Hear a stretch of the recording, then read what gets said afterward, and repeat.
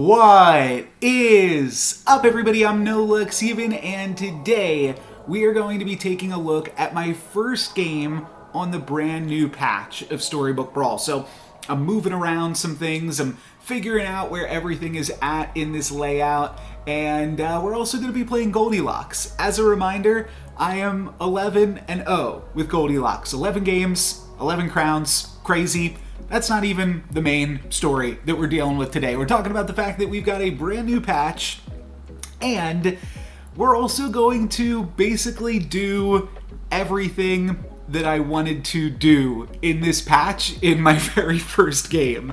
So I'm already through all of the new content. I'm spoiling it a little bit in the thumbnail, of course, obviously, because I think it's super exciting. But we are going to be using Chupacabra and World Tree, which was something that I brought up in the patch notes that could have been an idea of something that you might eventually get around to doing. Definitely was not expecting to do it in my very first game on the patch, and getting to do it on Goldilocks is obviously a nice little treat here. Going to pick up a Cinderella plus a Sherwood Sure Shot. Could also go for the Wizard's Familiar, but I don't tend to play mages on Goldilocks. I mean, you could always find an easy triple and then pick up some a tier 3 treasure on tier 3, so it's always possible that you go into mages, and we are going to want to cast a few more spells with the Cindy, but ultimately I think that this is a fine direction to put us in. I cast the Shard of the Ice Queen on the Happy Little Tree, so we've got a pretty beefy Minotaur here that's going to be able to hold Polywoggle and basically my opponent's whole front line at bay, and then we get an easy win there against Skip, the Time Skipper.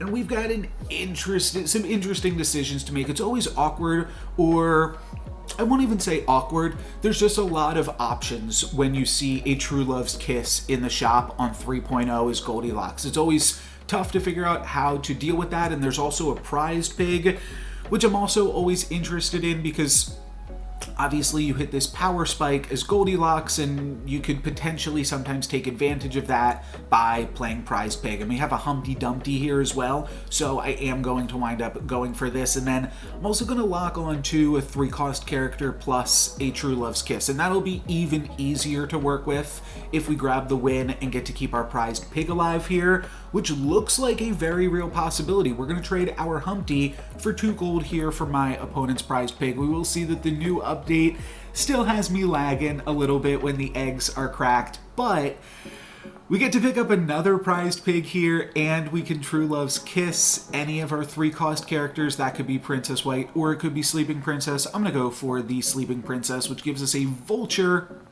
Kind of a weird one. We do have 2 animals, but they're both backline animals, so that part's a little bit awkward. And then if I want to upgrade one of my characters, I mean, this Minotaur is bigger than Romeo and bigger than the Brave Princess. So the only real option there would be selling my Cindy in order to pick up like the Romeo or something, but we've put enough effort into the Cindy that I decide I'm going to keep that around. So I roll twice and then lock onto a triple for Prize Pig plus an XP spell, which I think is going to be pretty nice for us. Now, we will wind up winning this combat, but losing both of our prized pigs in the process. We're not super strong right now, though we could get stronger with an additional prized pig pickup, and then there's also an Ogre Princess in this shop. And Treasure Map makes this a very, very interesting game. And you'll see why exactly, because I'm interested in the treasure map, but I'm also still interested in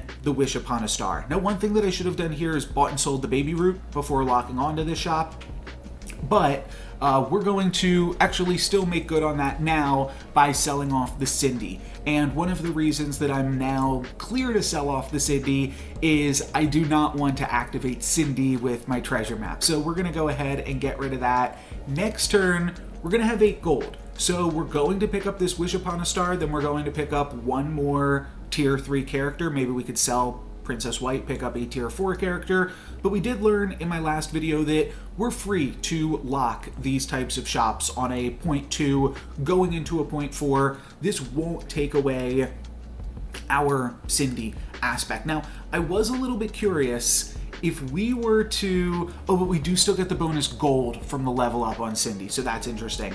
Now, What happens here, I'll have to ask the devs, if we were to win for this Wish Upon a Star, and I am going to try to win. I'm going to pick up this Humpty so that we've got a little bit more chances to win even so, and I'm also going to try to play as many frontline animals as possible to contribute to the Vulture. But what happens if we win and then we're level 5? Do we ever get that turn where we've got all level 4s in the shop? I'm not exactly sure. But the important thing that I'm doing here is I am actually trying to skip level 4. And while that seems a little bit strange, the treasure map goes very well with tier 5 characters. That's pretty straightforward.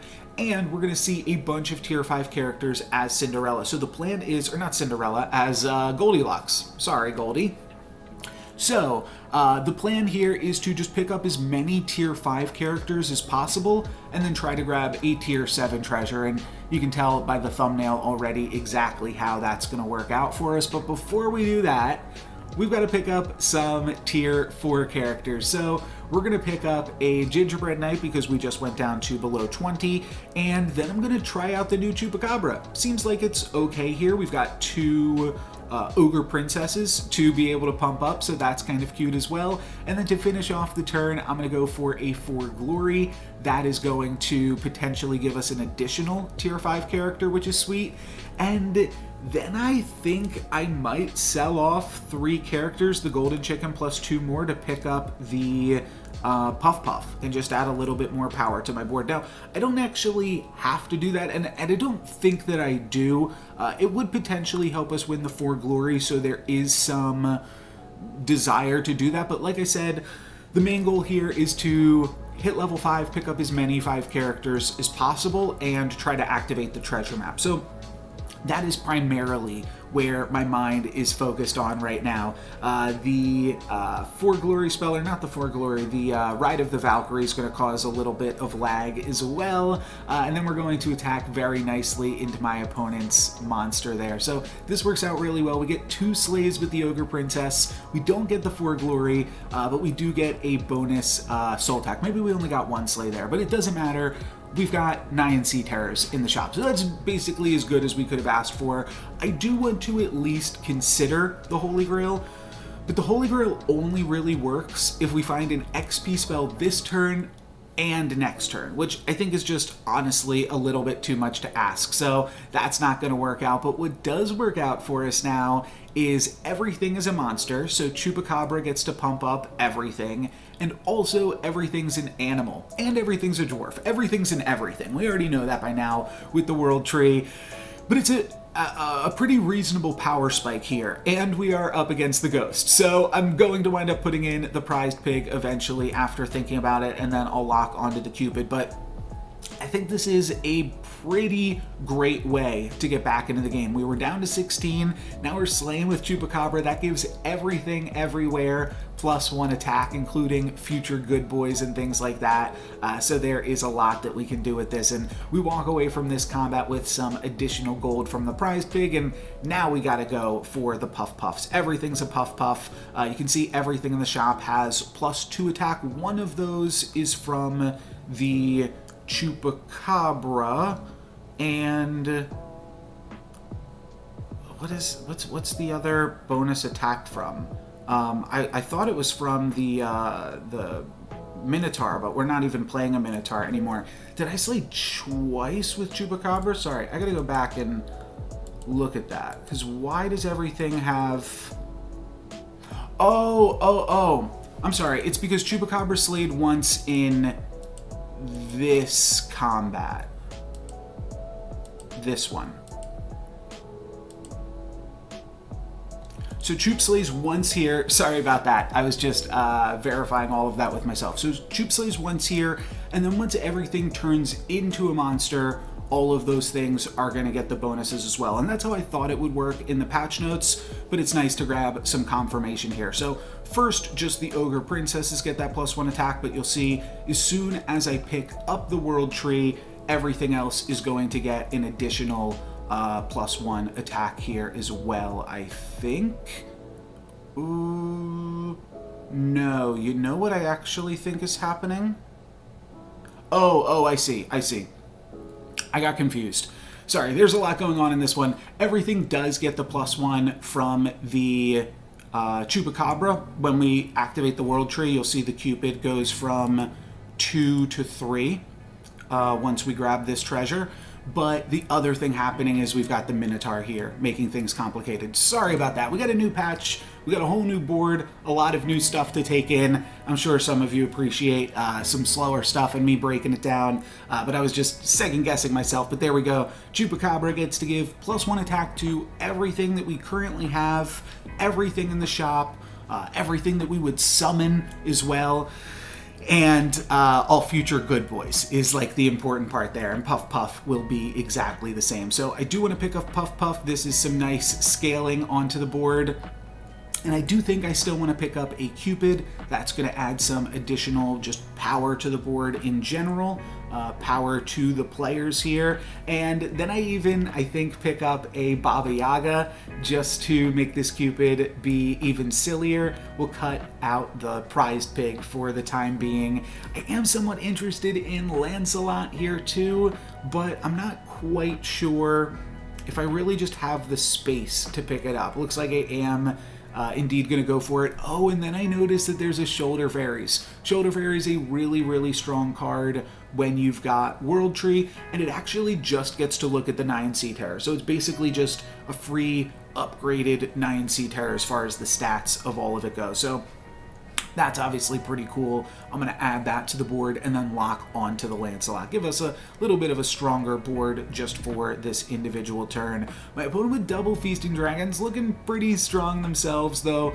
We are going to have enough stats, I believe, to get the win. Oh wait, it's close. And their baby bear, their mama bear, eventually takes me out there. So we take 6. But next turn we are going to B6. Next turn is 6.0, and this is a pretty unique experience to be going into 6.0 as Goldilocks and knowing that we're going to get all tier 6 characters and already having the World Tree to synergize with all of them. That is going to just be extremely, extremely powerful. And that is what makes me pick up an Eye of Ares here. We did use Eye of Ares to pretty good effect in our 1,000 subscriber special, so maybe I'm a little bit more inclined to pick up Eye of Ares, and then I'm actually just going to cast the End, not for the XP. We lose 2 gold by doing this because we hit the level up now, and I think I do realize that in just a moment, or I might never realize it, to be totally honest, but yeah, I guess I never realize it, and we're just going to go into 6.0 with a fresh new shop here, but that's totally fine. The main reason I cast the spell, let's just gain 5 health. That was the reason I took the Eye of Ares. Let's just get a tie. If we can make it to 6.0 as Goldilocks with a World Tree, and you know what? It's pretty easy to miss the extra cash with how small the new cash is on the board, so I'll forgive myself for that one too. But we're going to take a little bit of damage. We're going to go down to 9, and now we've got a plethora of tier 6 characters to make use of as a World Tree Goldilocks. So this is obviously extremely, extremely powerful. We're going to pick up a Lordy, we are going to pick up an Oni Tyrant, and then I'm also going to pick a Pumpkin. And we'll also be able to activate Lancelot immediately here because we have got the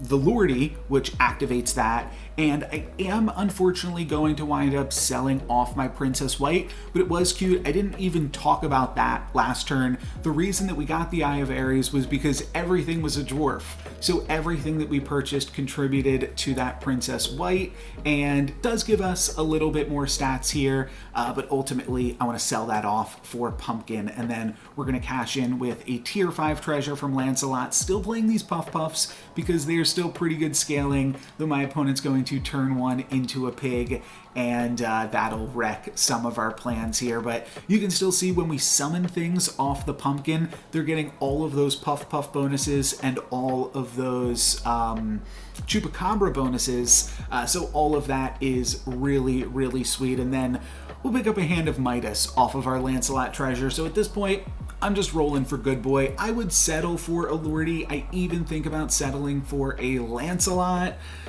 But we're playing up against the Ghost. I mean, it would be a free treasure, and it'd be nice to play against the Ghost, but an upgraded Good Boy is just going to win us the lobby. So that is super sweet. And then I'm going to sell off the Cupid because I don't think we need it anymore, and I'm going to sell off the Lancelot and pick up another Puff Puff. And we're going to go scaling with the World Tree and Puff Puff. Unfortunately, we did toss the Chupacabra, so we're no longer going to be making like great use with that. But that could have been sweet here. It's just a matter of like where do you even put it on the board. Though I will say if there was a Chupacabra in the shop, I probably would have sold and done the same thing. And then we just have Lordy in the front line, Chup in the back. There is one awkward thing about this comp, and that's the fact that all of our frontline characters are 4-cost characters other than the Good Boy. But it's not going to matter on this one. Obviously, we're playing up against the Ghost, and when the Pumpkin trades into the Good Boy, the characters that we summon off of the Good Boy will also get that bonus from the Good Boy. Or the characters that we summon off the Pumpkin will get the bonus from the Good Boy. So really, really sweet stuff there. I do think about picking up Bearstain. It's obviously pretty good with the Pumpkin. All of the things that we summon are animals, so they're going to get the bonuses. And we could also croc the Good Boy and give that double the stats when we resummon it. But when we've got the Lordies already rolling, I think that this is just a more straightforward build path. So this is what we're going to go for. And I'm going to wind up throwing off a Wizard's Test onto the Good Boy as well, give him a little bit more stats. But we're just absolutely huge at this point, and I think we're looking at a 12-0 with Goldilocks. So pretty insane stuff. Somebody commented yesterday, I'll throw it up on the screen, they care more about the Goldilocks streak than the World Cup right now. And I gotta be honest, like, I was a little bit, I go back and forth on if I'm nervous or if I'm not nervous playing Goldilocks. There was both of that in this one because it was the first game of the patch, so I was hesitant to think that I was going to do so well. We saw that I was making some mistakes in this one. By the way, Knighthood, like an insane pickup here. At the same time, there was a little bit of calmness that comes about the fact that, okay, well, I have an excuse. If I lose, it was a new patch. Who's gonna fault me for losing on the brand new patch? But for right now, a Knighthood to double the bonus that one of our Lordies is giving is just going to make our Good Boy absolutely massive, enough that I decide to cut the Oni Tyrant for this turn and grab a little bit more scaling by playing a full front line of Puff Puffs for the turn. So pretty silly stuff here. Upgraded Good Boy, World Tree, you know, it's all crazy. Eye of Ares, not even a concern at this point. But yeah, this is just really fantastic stuff. We had 100% to win last turn, though. That was up against the Ghost. We'll see how we do on this one. And it's up against the lobby leader, the Beauty, and I'm assuming this is like the semifinals here. I think next turn will probably be the finals. We attack right into their Empress piece. That is a really good first attack, and then we're going to get some nice scaling by having our Puff Puffs die off before we get the kill onto Beauty. So I think we're going to see a finals against Zippy, and that is exactly what we are grabbing here. So we played against them 8 turns ago. We don't really know what they're doing at this point in the game. I'm going to throw an Oni Tyrant back in, though, because we don't really need scaling. We just want to win this last fight. So I won't be too afraid to just cut some of these Puff Puffs. Could even cut one for Cupid. It is just a good character.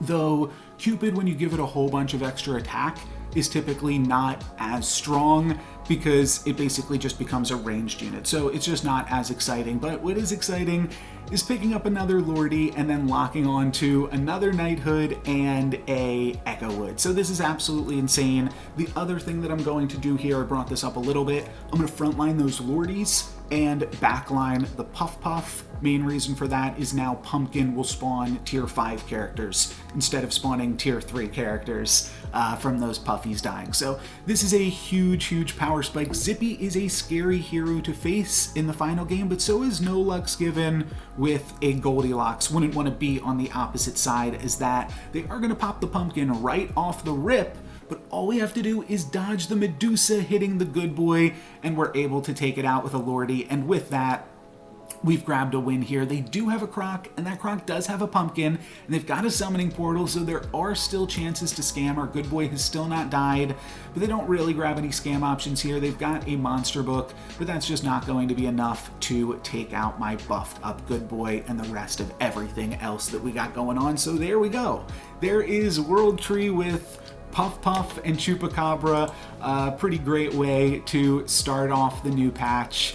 And yeah, now we're 12-0 with Goldilocks. And there was one thing that I've been thinking about since recording this game. We're 12-0. That means our next game is game number 13. And I'm not a superstitious person, but I might be about to be. I haven't played that game yet. I don't know how it's gonna go, but I'm nervous, and I'm sure I'll have that as I'm playing a little bit more on the new patch within the next week or two. My 13th Goldilocks game. Will it be lucky number 13, or will it all come crashing down? But for today, that is gonna be it. So thank you guys very much for watching. I'm No Lux Given. Peace.